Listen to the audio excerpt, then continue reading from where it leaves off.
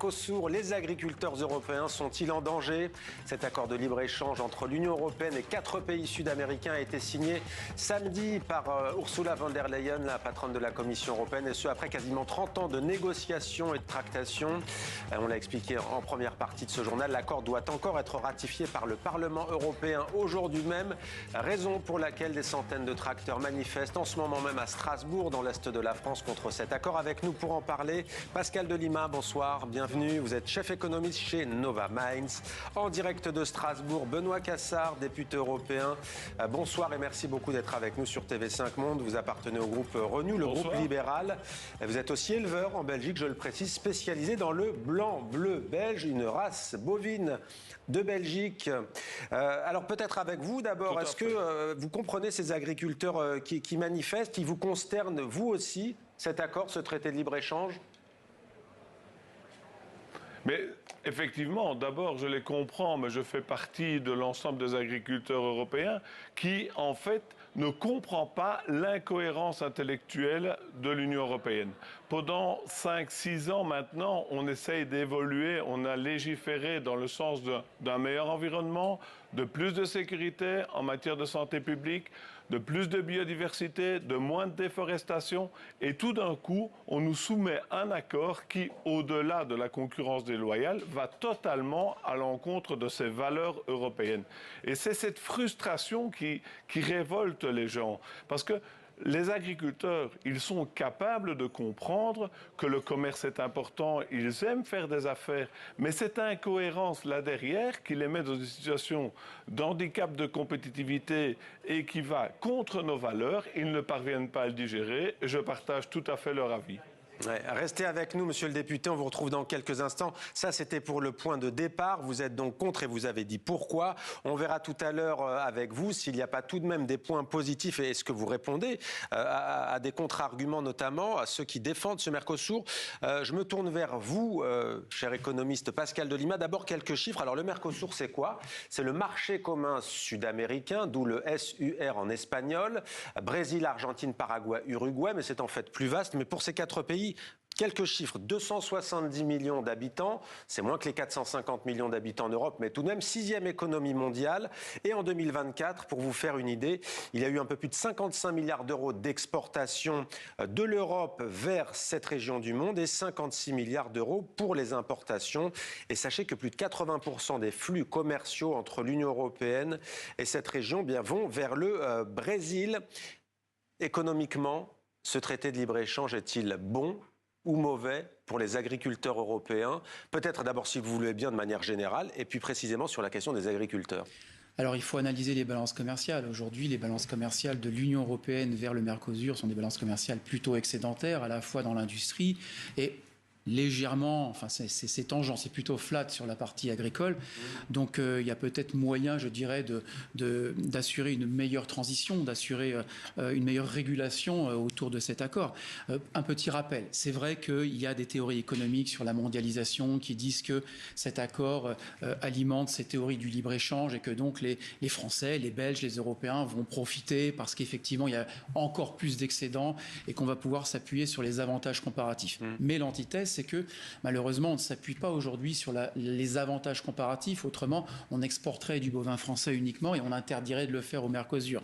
Donc, le vrai problème, c'est que ça ne repose plus sur un équilibre d'avantages comparatifs, mais une concurrence tout azimut, c'est-à-dire le prix le plus bas. Et comme on sait que les normes environnementales ne sont pas les mêmes dans le Mercosur, qu'on sait qu'il y a un certain nombre de pays, et je ne vais pas les citer, ce n'est pas l'intérêt, mais qui utilisent des hormones, d'autres plus ou moins de pesticides, et donc ne respectent pas les normes sociales et les normes environnementales comme nous, donc n'ont pas ces coûts-là, finalement parviennent à inonder le marché européen sans respecter finalement les normes européennes qu'on impose à nos propres agriculteurs. Bon, il ne faut pas non plus caricaturer, il y a des clauses de sauvegarde juridiques qui sont possibles. Est-ce qu'elles vont être appliquées? Certains disent que c'est que du texte. Et puis il y a les clauses miroirs aussi, où certains disent que ce n'est pas applicable. Mais comment dire, je relate un petit peu ce qui est écrit. Benoît Cassard, on vous a vu beaucoup acquiescer. C'est vrai que là où le bas blesse pour vous, disons-le, et les éleveurs notamment de viande bovine, c'est qu'en fait l'Europe n'a pas du tout besoin de bœuf.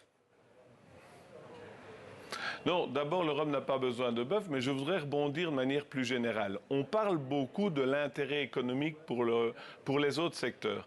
Mais il faut savoir que la Commission européenne a elle-même chiffré cet avantage potentiel à une augmentation du PIB européen seulement de 0,05%, c'est-à-dire 1/2 millième à l'horizon 2040. Et en contrepartie de cela, on risque de mettre effectivement des secteurs stratégiques comme par exemple le secteur du sucre ou le secteur du bœuf ou le secteur du poulet, c'est les principaux secteurs auxquels je pense aujourd'hui, vraiment dans une situation compliquée. Et ça veut dire que pour ces secteurs-là, alors que l'Europe est très performante dans ces domaines-là, l'Europe deviendrait dépendante. C'est quelque chose qui est un non-sens. Ouais. Vous savez, aujourd'hui, abandonner le bœuf en Europe... Dans ces cas-là, on ne peut pas faire de traité. Pardonnez-moi, juste sur la question précise. Dans ces cas-là, vous êtes un libéral, mais dans ces cas-là, on ne fait pas de traité. Quand il y a des accords, forcément, on ne peut pas être gagnant sur tous les secteurs. Les Sud-Américains peuvent rétorquer, eux aussi, qui sont perdants sur pas mal de domaines. Non, mais je ne suis pas d'accord avec ça parce qu'il y a évidemment plein de domaines pour lesquels le commerce, que je ne renie pas, 111 milliards de transactions entre l'Europe et les pays du Mercosur, et l'objectif n'est pas de diminuer ni d'arrêter. C'est pas ça la question. La question, c'est de savoir si on veut l'amplifier et la manière dont on veut l'amplifier. Je suis tout à fait d'accord qu'on l'amplifie en mettant en avant, comme disait le professeur, des avantages comparatifs. Par exemple, ça paraît tout à fait sensé d'importer du café, du cacao, des bananes, je ne sais pas, il y a plein de produits que l'on ne fait pas chez nous et qu'il est intéressant d'importer, comme c'est intéressant de faire avec les pays du Moyen-Orient une importation de pétrole, une exportation de nourriture. Donc évidemment que le commerce contribue à la collaboration entre les peuples et qu'il amène de la valeur ajoutée, mais quand ce commerce s'appuie sur du dumping social ou environnemental, comme ça serait le cas pour le sucre ou le bœuf sud-américain qui arrive chez nous, ça devient un non-sens. Pourquoi, par exemple, interdire chez nous un produit qui abîme les abeilles pour l'exporter là-bas, pour faire du sucre dans des conditions plus compétitives et puis importer ce sucre. La Commission européenne, importer du bœuf qui a un impact CO2 4 fois plus important que celui de chez nous. Donc, il y a un moment donné, il faut réfléchir un petit peu sereinement et remettre nos valeurs en avant, nos principes et notre démocratie. Alors juste avant de donner la parole à l'économiste ici en plateau, Pascal de Lima, sur les pesticides, la Commission européenne vient de proposer d'interdire 3 d'entre eux dans les produits importés des pays du Mercosur. Ça doit plutôt vous rassurer. C'est à moi. En ce qui me concerne, je ne suis pas du tout rassuré parce que... Oui. Pourquoi ? Oui.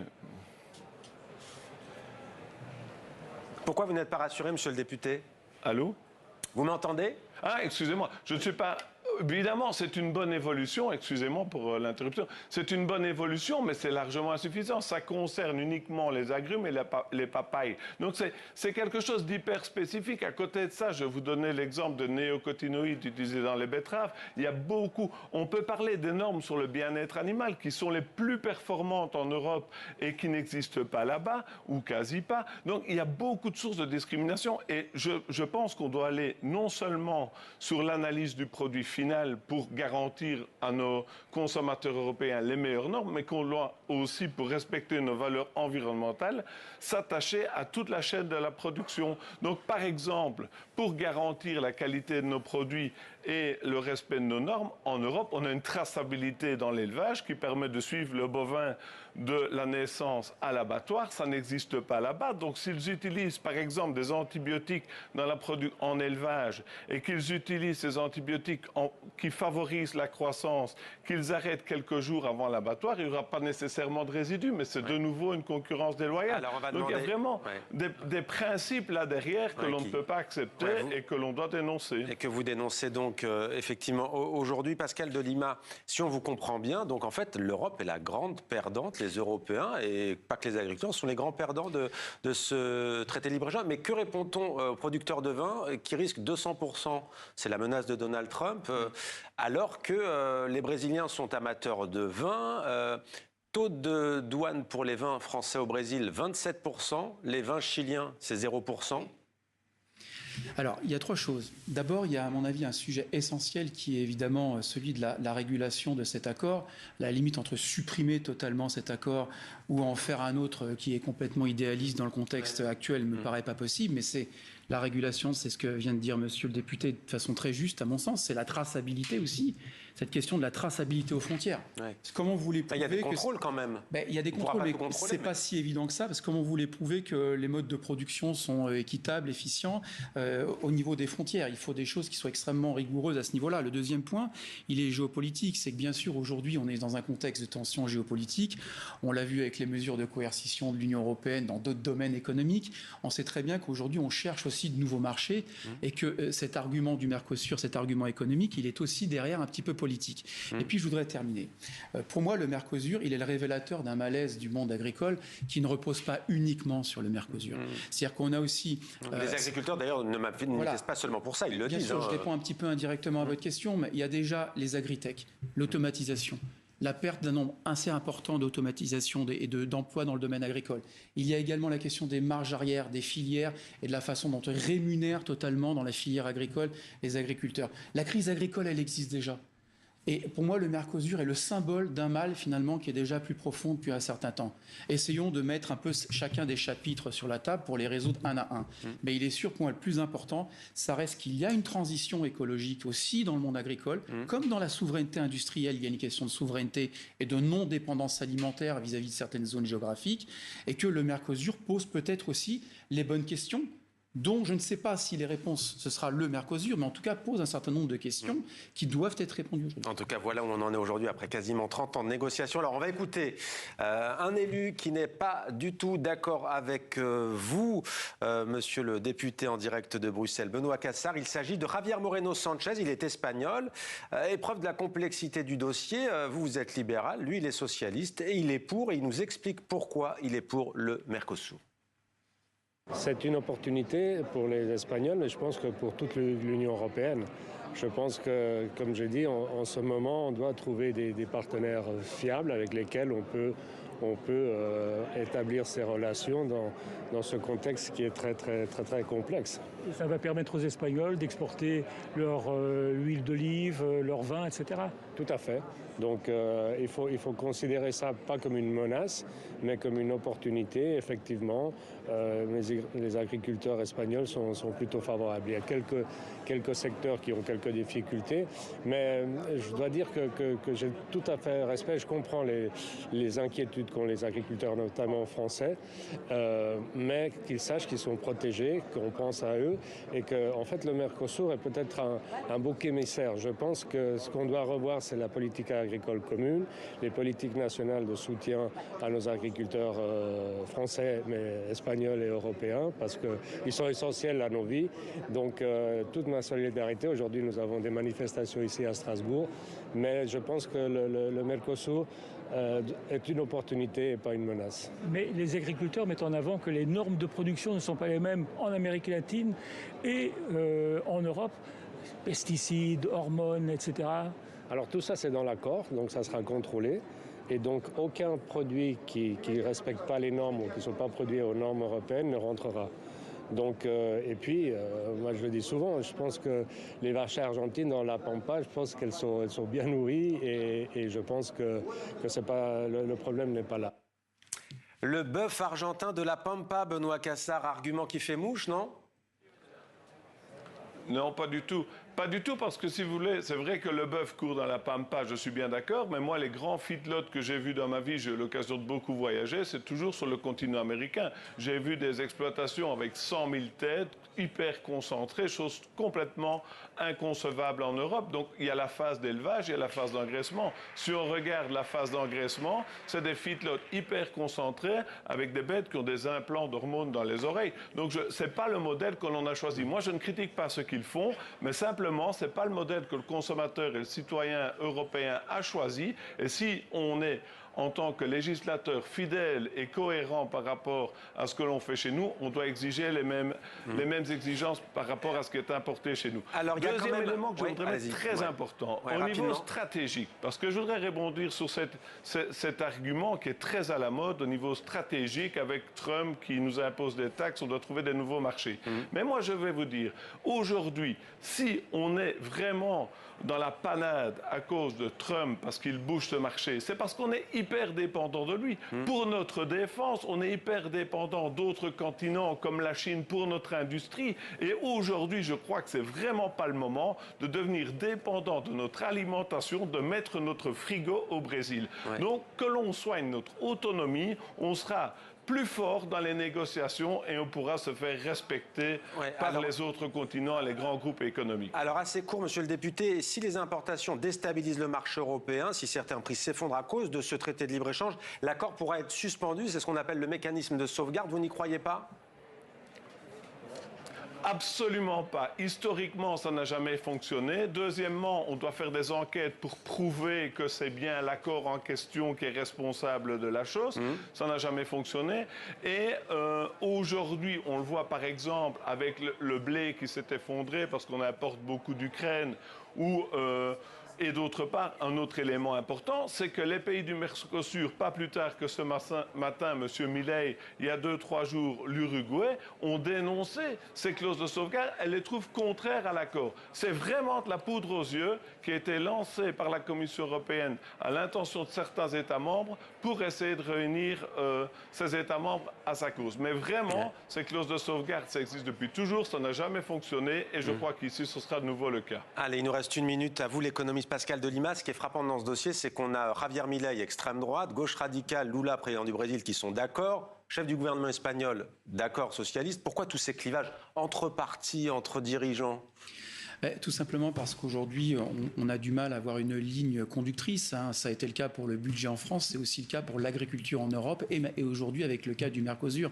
Donc aujourd'hui, c'est très très difficile de dire quels sont les avantages comparatifs de chacun des pays, sur quoi on peut s'entendre déjà au niveau de l'Union européenne. Et puis ensuite, au niveau international, le niveau international ne fait qu'accentuer déjà des crises un petit peu systémiques à l'intérieur de l'Europe. Donc, comme ce fil conducteur n'existe pas comme il existait à l'époque d'Erasmus et des avantages comparatifs de Jacques Delors, eh bien finalement, le débat se cristallise sur des positions qui sont très souvent justifiées, bien sûr, mais qui nécessitent un arbitrage complexe. Et l'arbitrage complexe, pour moi, c'est la régulation plutôt que l'exclusivité ou la séparation, la régulation par peut-être une amélioration d'un certain nombre de clauses juridiques à l'échelle européenne, la régulation également de l'automatisation au niveau du secteur agricole, la régulation de la concurrence déloyale. C'est ces sujets-là qu'il faut traiter, qui sont à mon avis le fond. Et il faut rappeler aussi à ceux qui nous écoutent qu'il faut encore qu'ils soient ratifiés au niveau du Parlement européen et aussi au niveau national. Donc voilà, on n'en est pas encore là. Merci, même s'il a été signé à Asunción, au Paraguay, il y a quelques jours. Merci beaucoup, Pascal de Lima. Merci également à vous, Benoît Cassard. Vous étiez bel et bien à Strasbourg, même si parfois on s'en mêle toujours les pinceaux entre les deux capitales européennes, comme on pourrait les appeler. Merci à tous les deux d'avoir été avec nous.